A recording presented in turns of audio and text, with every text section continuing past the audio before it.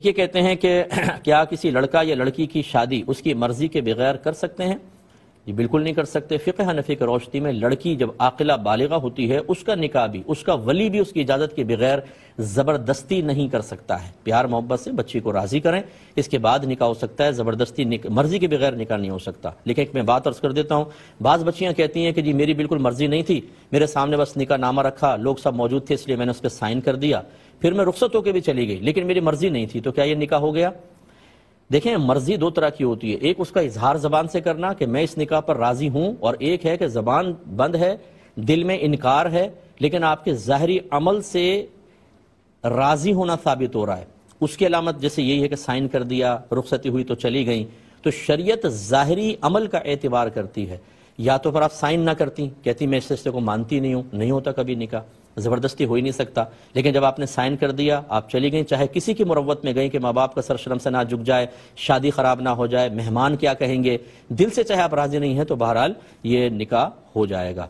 یہ بچی نے بتایا کہ ان کی ساس نے ان کے منہ پر تھپڑ مارا کوئی کام وغیرہ کے مسئلے میں، تو ہسبینڈ بھی ان کا ساتھ نہیں دیتے ہیں، اور پھر بلکہ شوہر یہ کہتے ہیں کہ کام نہ کرے تو اور مارا کریں، تو کیا حکم شرع ہوگا؟ دیکھیں، پہلی بات تو یہ کہ اگر ان ساس کی جگہ سگی والدہ ہوتی ہیں تب بھی چہرے پہ مارنا منع ہوتا۔ نبی کریم صلی اللہ علیہ وسلم نے چہرے پہ مارنے کو منع کیا، اور یہ تو انسان ہے، جانور کو فرمایا جانور کے چہرے پہ مت مارو، تو لہٰذا یہ اگر سگی ماں بھی مارے، یا جیسے بعض ٹیچر ہوتی ہیں بڑا پڑاخ کر کے، کوئی غریب کا بچہ ہے نا مسکین سا، تو اس کو تو بہت زوردار مارتی ہیں، اور کوئی امیر کا بچہ ہو تو پھر مارتی نہیں، چمکارتی ہیں اس کو۔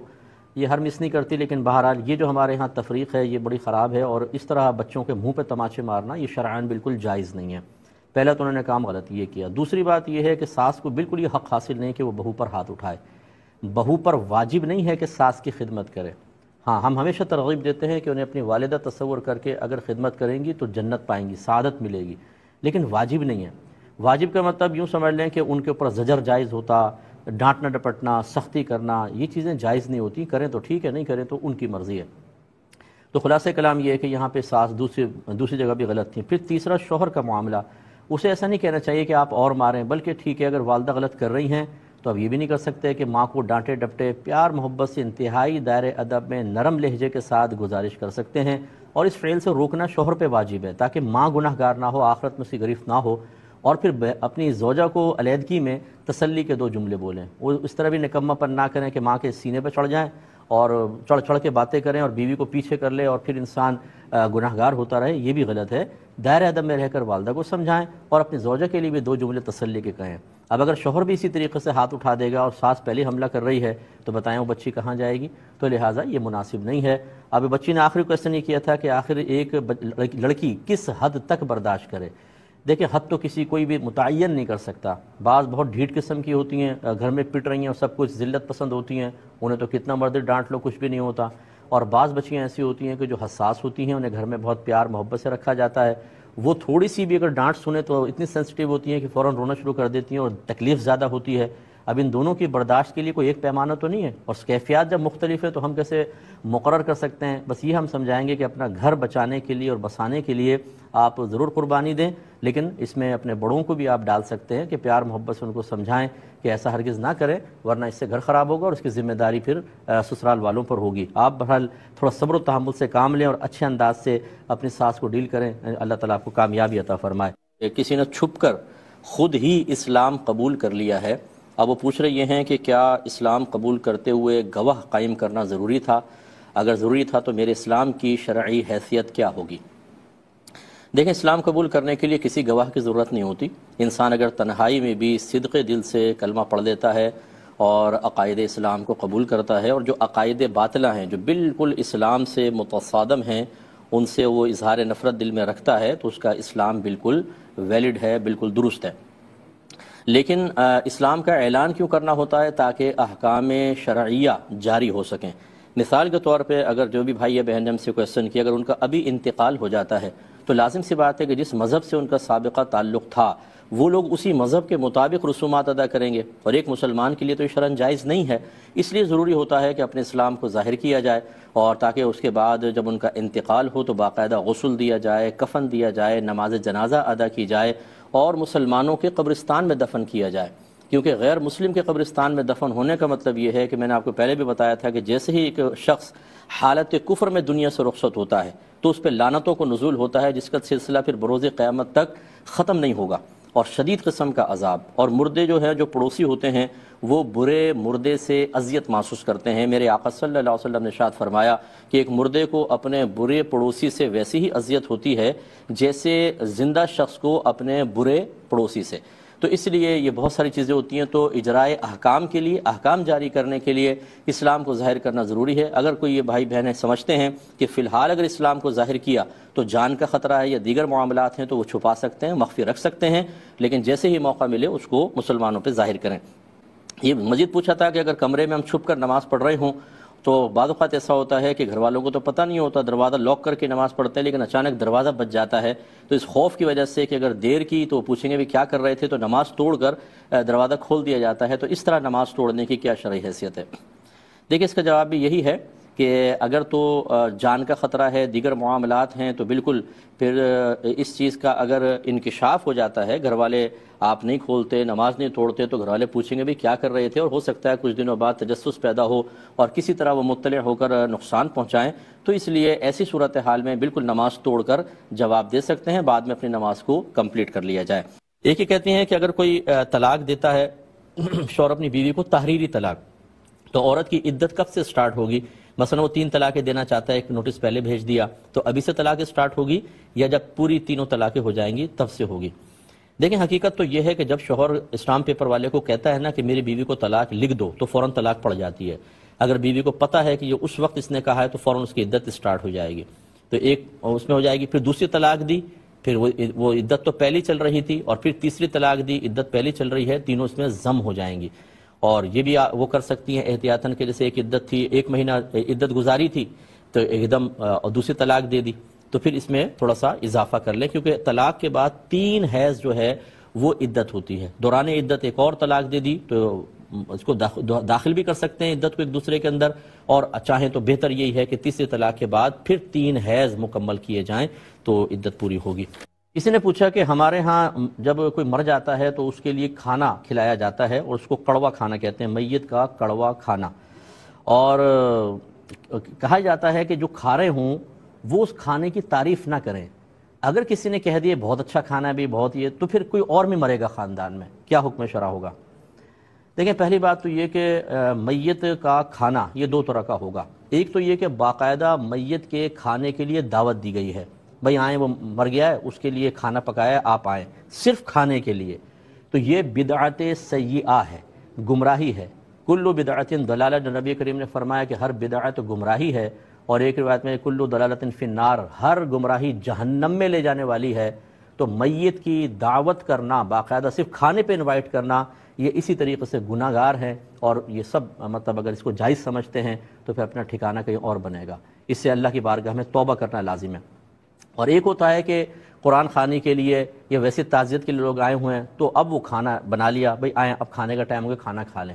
تو یہ پھر اس طرح، یہ اب دعوت خاص کھانے کی نہیں تھی، وہ تو کسی اور مقصد کے لیے آئے تھے، مہمان تھے، ہم ان کو کھانا کھلا دیا، یہ جائز ہوتا ہے. اس کے اوپر اور کلام کرتے ہیں، پہلے کال لیتے ہیں. اچھا، یہ جو بات چل رہی تھی، دوسری بات یہ کہ اب یہ جہالت ہے کہ جی کھانے کی تعریف نہیں کرنا، کوئی اور بھی مر جائے گا، اور فرض کر لیں اگر مر جائے کوئی فوراً، تو دیکھا نا ہم نے تو پہلے کہا تھا یہ سب توہمات ہوتی ہیں، اور یہ وہاں ہوں گی. ہمیشہ یاد رکھیے گا جس خاندان میں دین داخل نہیں ہوا ہوگا. ہم لوگوں نے اپنے گھروں کے دروازے دین کے لیے بند کر رکھے ہیں. ہمارے نزدیک دین کیا ہے؟ نماز پڑھ لو، ایمان مفصل، ایمان مجمل یاد کر لو، ترجمہ آتا نہیں ہے، 6 کلمے یاد کر لو، قرآن پاک بغیر ترجمہ تفسیر کے پڑھ لو، ایک دفعہ ناظرہ ختم کروا دو یا کسی کو حافظ بنا دو، بس ٹوٹل دین آ گیا. اب اس کے بعد جو گھروں میں خرافات ہوتی ہے وہ بہت زیادہ ہوتی ہے. اچھا، جب ہم اس قسم کی کوئی بات بتاتے ہیں کسی کو، آپ بتائیں ارے بھائی یہ تو ایسے کہتے رہتے ہیں، کرنا وہی ہے کہ جو حرام ہے، گناہ کبیرہ ہے، جو بدعت ہے، جو جہنم میں لے جائے گا، جو عذاب قبر کا سبب بنے گا. لیکن علماء کی نہیں سننی ہے، یہ سمجھدار ہیں علماء جو قرآن و حدیث کو بیان کر رہے ہیں. اللہ تبارک و تعالیٰ اور اس کے رسول کی حکمتیں باطل ہو جائیں کوئی بات نہیں. یہ یاد رکھیں، گھر کے سرپرست اچھی طرح یاد رکھیں، یہ آپ پہ فرض ہے ان بدعتوں کو اپنے گھر سے نکالنا. چاہے اس میں کوئی ناراض ہو، چاہے آپ سے قطع تعلق کرے، وہ جائے گا کہیں اور، آپ انشاءاللہ جنت میں جائیں گے. ان کو ختم کریں، ان سب بدعتوں کو. یہ کچھ بھی نہیں ہوتا، یہ تعریف کر دی تو مر جائیں گے. خود سوچئے کہاں سے آپ نے ثابت کیا؟ یہ تو غیبی بات ہوئی. اور غیب تو اللہ تبارک و تعالی جانتا ہے، یا اس کے بتائے سے اس نے اپنے رسولوں کو بتایا، ان کی اجازت، اللہ کی اجازت سے انہوں نے امت کو بتایا۔ تو اس قسم کی باتیں کرنا یہ کوئی معمولی چیز نہیں ہے، یہ ہمارے خاندان میں تو چلتا ہے۔ آپ کا خاندان کیا اسلام سے باہر خاندان ہے؟ کیا آپ غیر مسلم ہیں؟ نہیں۔ کیا آپ اللہ کو مانتے ہیں؟ جی۔ رسول کو مانتے ہیں؟ جی۔ قرآن کو مانتے ہیں؟ جی۔ حدیث کو مانتے ہیں؟ جی۔ تو پھر ان کی تعلیم کو کیوں نہیں مانتے؟ اس لیے اس قسم کی جو بدعتیں ہمارے درمیان رائج ہیں، ان کو ختم کرنا واجب ہے۔ آپ اگر اس کو معمولی سمجھ کر یہ سوچ کر یہ ہماری دادا دادی، نانا نانی، چاچا ماما، پھپھا تایا سب کرتے رہے ہیں، تو وہ جہاں وہ پھر بیچارے اگر خدا نہ خواستہ پھنسیں گے تو پھر آپ بھی ان کے ساتھ پھنسیں گے۔ اور یہ میں آپ کو بتا دوں، آج میں آپ کو کہہ رہا ہوں نا، کل میدان محشر آپ دیکھیے گا، وہاں پہ بھی ہم سب جمع ہوں گے اور آپ کو یاد آئے گا یہ بات، کیونکہ سب چیزیں یاد آئیں گی کہ اس وقت یہی چھوٹے ان بڑوں کو برا بھلا کہہ رہے ہوں گے، جن کی آج اندھی پیروی ہم کرتے ہیں، اندھی تقلید کر رہے ہوتے ہیں، اور جو اصلاح کرنے والے صحیح علماء ان کی بات نہیں سن رہے ہوتے۔ کل آپ ہو سکتا ہے لعنت ملامت کر رہے ہوں کہ آپ لوگوں نے مروا دیا ہمیں، اور وہ جواب میں کہیں گے ہم نے کوئی کہا تھا کہ تم ایسا کرو، اور جھگڑا ہوگا، لیکن پھر وہاں رعایت نہیں ملے گی۔ والدین میرا نکاح کسی جگہ کرنا چاہتے تھے اور میں اس لڑکے کو پسند نہیں کرتی تھی، اور میرا ارادہ ہوا کہ جس وقت نکاح کے لیے مجھے کہا جائے گا میں انکار کر دوں گی، یعنی جب نکاح کے ٹائم پر مجھ سے پوچھنے آئیں گے میں انکار کر دوں گی۔ لیکن ہوا یہ، میں بیٹھی تھی تو اچانک بہت سارے لوگ آ گئے، نکاح نامہ میرے سامنے رکھا اور کہا یہاں سائن کر دو۔ میں کچھ بول ہی نہیں سکی، میں نے سائن کر دیا، تو میں نے تو کچھ بولا ہی نہیں۔ اب بعد میں اس شخص کو پسند نہیں کرتی ہوں تو کیا میں رشتے سے انکار کر سکتی ہوں کہ نہیں؟ تو یہ میں نے اس لیے شامل کیا کہ بہت ساری بچیاں ایسی ہیں کہ جو مطلب اپنے ذہن میں کچھ اور رکھے ہوتی ہیں، اور والدین جو ہیں وہ اور مصلحتیں اور فوائد بچوں کے اچھے فیوچر کو پیش نظر رکھ کر کچھ اور فیصلہ کر رہے ہوتے ہیں، اس طرح سوچیں ٹکرا جاتی ہیں۔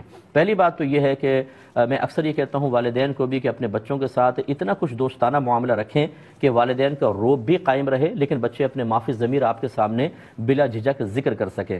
ایسا نہیں کہ ہم ان باتوں کو سننے کے بعد فوراً انہیں بدتمیز، بے حیا، بے شرم کہنا شروع کر دیں۔ اس میں بچے پھر اپنے بات کو اپنے ماں باپ کے سامنے ذکر نہیں کر پاتے۔ پھر یہ ہوتا ہے کہ یا تو وہ جلتے کڑتے رہتے ہیں ساری زندگی، شادی کر لیتے ہیں اور جلتے کڑتے ہیں، اور یا پھر کوئی غلط قدم اٹھا لیتے ہیں کسی کے غلط مشورے کی بنا پر، اور وہ والدین کی بدنامی کا باعث بن جاتے ہیں۔ اسی لیے جیسے میں نے ابھی پچھلے مسئلے میں بھی عرض کیا تھا کہ ہمارا فقہ حنفی یہ کہتا ہے کہ ایک لڑکی اگر عاقلہ بالغہ ہے اور وہ کفو میں یعنی اپنے خاندان کے ہم پلہ لوگوں میں اپنی مرضی سے نکاح کرنا چاہے اور کر لے تو اس کا نکاح منعقد ہوگا۔ لیکن میں اس کی تائید نہیں کرتا ہوں، یعنی میں ترغیب نہیں دے رہا ہوں، ہے یہ مسئلہ ٹھیک، میں اس کی ترغیب نہیں دے رہا ہوں کہ کوئی بچی کہے دیکھا مفتی صاحب نے بیان کیا تو ہم ایسا کریں گے۔ ہم ہمیشہ یہ کہتے ہیں کہ بچیوں کو اتنی معلومات نہیں ہوتی ہیں، آگے چل کے آپ کے لیے پرابلم کریٹ ہوگی، پھر والدین ناراض ہو کے پیچھے ہٹ جائیں گے، آپ کو نہ پیچھے سہارا نظر آئے گا نہ آگے نظر آئے گا، اور آپ لٹک جائیں گے اور زندگی بڑی کربناک ہو جاتی ہے۔ اس لیے والدین کو عزت دیں، احترام دیں۔ لیکن بہرحال والدین کے لیے یہ میں نے سمجھایا، میرے بھی بچے ہیں اور ہو سکتا ہے وہ سن بھی رہے ہوں، تو یہ نہیں ہے کہ آپ یہ کہیں دوسرے کے بچوں کو ایسا کر رہے ہیں۔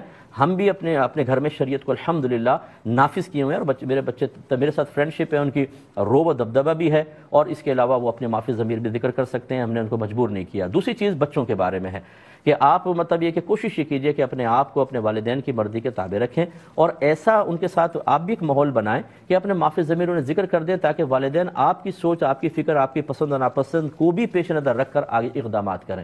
لیکن اگر فرض کر لیں والدین کچھ اچھا سوچ کر کرتے ہیں تو آپ سرنڈر کر جائیں۔ سعادت مندی یہی ہے، اگر آپ سرکشی کریں گے بے برکتی پیدا ہوگی۔ اب جیسے بچی نے پہلے منع نہیں کیا، یہ کہتی جب نکاح ہونے لگے گا میں نے سوچا میں انکار کر دوں گی۔ میں نے اس بچے کو جواب دے دیا تھا، لیکن میں نے اس کو اس لیے شامل کیا، ذرا سوچئے اگر آپ اس وقت انکار کرتی کتنا بڑا ہنگامہ ہوتا۔ بارات وہاں موجود ہے، آپ کے پاس نکاح نامہ آیا، آپ انکار کر دیتی، والدین کا سر شرم سے جھکتے نہیں جھکتے، کتنا بڑا ہنگامہ ہوتا۔ وہ لوگ آپ کے والدین کو، آپ کے بھائیوں کو سخت ذلیل کر کے وہاں سے چلے جاتے اگر آپ کا مسلسل انکار رہتا۔ اور پھر سوچئے اس کے بعد ان لوگوں کا رویہ آپ کے ساتھ کیا ہوتا اور کس قدر برے فساد پیدا ہوتے۔ اس لیے اس طرح کی احمقانہ حرکت ہرگز نہیں کرنی چاہیے تھی۔ تو میں نے تو کہا کہ آپ شکر ادا کریں کہ آپ نے ایسا کچھ نہیں کیا۔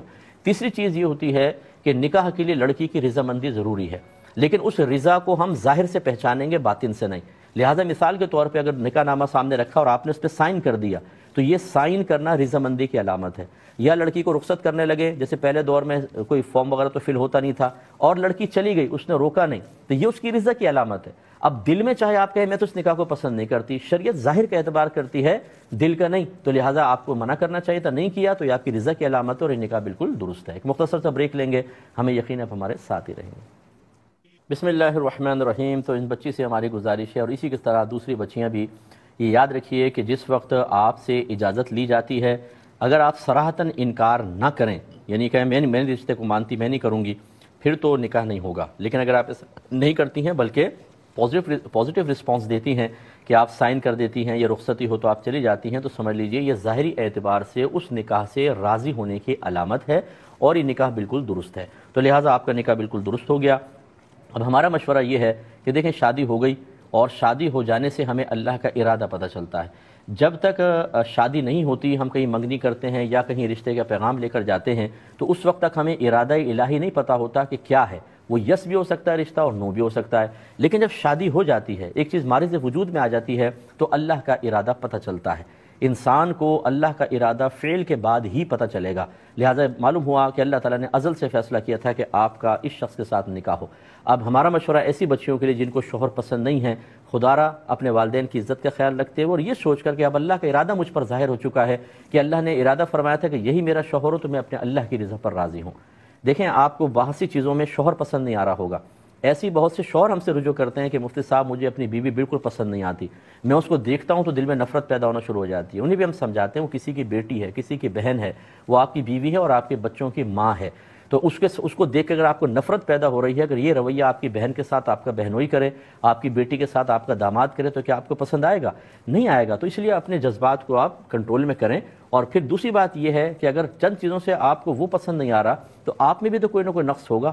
ایسا تو کوئی بھی نہیں ہے کہ وہ بالکل ہر عیب سے، ہر خطا سے، ہر گندگی سے پاک و صاف ہو۔ اگر عورت فرض کر لیں خوبصورت بھی ہے، مرد اتنا خوبصورت نہیں ہے، تو یہ خوبصورتی دائمی نہیں رہ سکتی۔ اگر آپ اس سے نکاح نہ کریں، کسی اور سے کر لیں، تو کچھ عرصے بعد یہ خوبصورتی زائل ہو جائے گی، بچے پیدا ہوتے ہیں، طبیعت خراب ہوتی ہے، دیگر معاملات ہوتے ہیں۔ ہر گھر کے اندر ہر شخص کو اتنی سہولیات تو نہیں ہوتی کہ سوئمنگ پول بھی ہے اور آپ واک بھی کر رہی ہیں، آپ جاگنگ بھی کر رہی ہیں، ایکسرسائزز بھی کر رہی ہیں، یوگا بھی کر رہی ہیں، اور غذا بھی بڑی لمیٹڈ آپ کھا رہی ہیں، اور ہر ناشتے میں یہ چیز، دوپہر میں یہ۔ ہمارے گھروں میں یہ سب کہاں ہے؟ تو لہٰذا کچھ ہی عرصے بعد جسم کے فگر بگڑنا شروع ہو جاتے ہیں، چہرے کے ایکسپریشن بدل جاتے ہیں، چہرہ بدل جاتا ہے، اور بعض اوقات تو لوگ کہتے ہیں تمہارا کیا حال ہو گیا؟ تو پھر غور کیجئے، کسی سے بھی آپ کا نکاح ہوتا ہے یہ معاملہ ہو سکتا تھا۔ تو بہت سی چیزیں اگر ابھی نہیں ہیں بعد میں خراب ہوں گی، یا ابھی بھی خرابی ہیں، تو مرد عورت دونوں کو چاہیے کہ اپنے بارے میں غور کریں کہ کچھ کمی کے ساتھ اگر فریق ثانی مجھے قبول کر رہا ہے، تو اس کی کچھ کمی کے ساتھ مجھے بھی اسے قبول کرنا چاہیے، اور اپنے بچوں کے لیے اپنی خواہشات کو قربان کر کے اب اچھے ماں باپ بنیں، تاکہ آپ کے بچے آپ کو رول ماڈل بنا دیکھیں، آپ کو رول ماڈل بنائیں، آپ کو آبزرو جب وہ کریں تو آپ سے پازیٹیو چیزیں ان کو ملیں۔ یہ نہیں کہ آپ جلتے کڑتے رہیں اور پھر اپنے بچوں کے سامنے بھی اس کا اظہار کریں، تو پھر آپ کے بچے جو ہیں وہ بھی مطلب یہ کہ اسی طریقے سے اپنے شریک حیات کے بارے میں منفی ذہن بنا لیں گے۔ خدا را اس پہ ہمیں توجہ کرنی چاہیے۔ ایک ہی کہتے ہیں کہ صلاۃ التسبیح کی چوتھی رکعت میں انسان نہیں بیٹھا اور پانچویں کے لیے کھڑا ہو گیا، اور کیا حکم شرع ہوگا؟ دیکھیں اگر چوتھی میں نہیں بیٹھے، پانچویں کے لیے کھڑے ہو گئے، تو یاد آ جائے تو بیٹھ جائیں اور اتحیات دوبارہ پڑھیں، سجدہ سہو کریں، نماز پوری ہو جائے گی۔ اور فرض کر لیں کہ اگر پانچویں کا بیٹھے نہیں تھے، چوتھی پہ پانچویں کا سجدہ کر لیا، تو پھر ایک اور ملا لیں۔ اس میں آپ کی صلاۃ التسبیح ختم نہیں ہوگی، کیونکہ وہ تو فرض کے بارے میں ہے کہ 4 فرض آپ پڑھ رہے تھے، چوتھی میں نہیں بیٹھے، پانچویں کے لیے کھڑے ہو گئے اور سجدہ کر لیا، تو وہ فرض باطل ہو جاتے ہیں، یعنی وہ سب کے سب نفل میں بدل جاتے ہیں۔ گویا کہ اب یہ 5 رکعتیں نفل ہو گئیں، ایک اور ملائیں 6 نفل ہو جائیں گی، اس کے بعد فرض علیحدہ ادا کرنے ہوں گے، اور یہ صلاۃ التسبیح تو پہلی نفل ہے، تو یہ نفل قائم رہے گی، صلاۃ التسبیح ختم نہیں ہوگی۔ ایک خاتون نے کویسچن آف ایئر پوچھا تھا کہ یہ پین کلر یوز کرتی ہیں تو اس سے نیند بہت آ جاتی ہے اور بعض اوقات تہجد قضا ہو جاتی ہے، تو ایسی صورت میں یہ کس پر غصہ کریں، اپنی ذات پر یا شیطان کے خلاف غصہ کریں، یہ غصے کا اظہار کریں؟ دیکھیں ایسی صورت میں جب کہ انسان مطلب جان بوجھ کر کوتاہی کا مرتکب نہیں ہوا اور خود بخود جیسے اب آپ نے پین کلر کھائی، نیند کا غلبہ ہوا، آپ سو گئیں، تو نہ یہ شیطان نے آپ کی نماز نکلوائی اور نہ یہ آپ قصوروار ہیں، کیونکہ تو نیند کا غلبہ تھا، یہ اصل میں پھر من جانب اللہ ہوتا ہے۔ ہاں اگر ایسا ہوتا کہ آپ، اور یہ تہجد میں تو خیر مطالبہ شرعی نہیں ہے، آپ جان بوجھ کر بھی سوتی رہیں تو گناہ گار نہیں ہیں۔ فجر کے اندر فرض کر لیں کہ آنکھ کھل گئی ہے لیکن جان بوجھ کے ایسی بس آنکھیں بند کر کے لیٹے رہے گا، اٹھتے حتیٰ کہ اتنی گہری نیند آئی کہ نماز قضا ہو گئی، تو پھر یہ اپنے اوپر بھی غصہ آنا چاہیے اور شیطان پر بھی آنا چاہیے کہ شیطان نے بہکایا اور آپ نے اس کے مشورے کو قبول کیا، لیکن یہاں تو ارادہ ہے ہی نہیں۔ پین کلر آپ کی مجبوری ہے کھانا، وہ دوا ہے اور ضروری ہے، میڈیسن ڈاکٹر نے لکھ کر دی ہوگی، لازم سی بات ہے، اور کھا کے سو گئیں، اب آپ کے قدرت و اختیار ختم ہو گیا، لہٰذا یہ صرف اللہ کی طرف سے کہلائے گا اور غصے کا اظہار کی کوئی حاجت نہیں ہے۔ فاتحہ میں جو آخر میں ہم کہتے ہیں غیر المغضوبی ہے یا مغضوبی ہے، کیا صحیح لفظ ہے؟ دیکھیں ضاد ہے، مغضوب، بو اس طرح ادا کرنا ہے، زو ادا نہیں کرنا ہے، کیونکہ وا کا تلفظ زوئے جس کو ہم کہتے ہیں وہ علیحدہ ہے، ذال علیحدہ ہے، زا علیحدہ ہے، بود کے اندر دال کی سی آواز نکلتی ہے لیکن پر آواز نکلتی ہے موٹی، مغبوبی، ضالین. تو ضالین کہنا، مغضوب کہنا، یہ صحیح عربک تلفظ نہیں ہے، اس سے اجتناب کرنا ہوگا.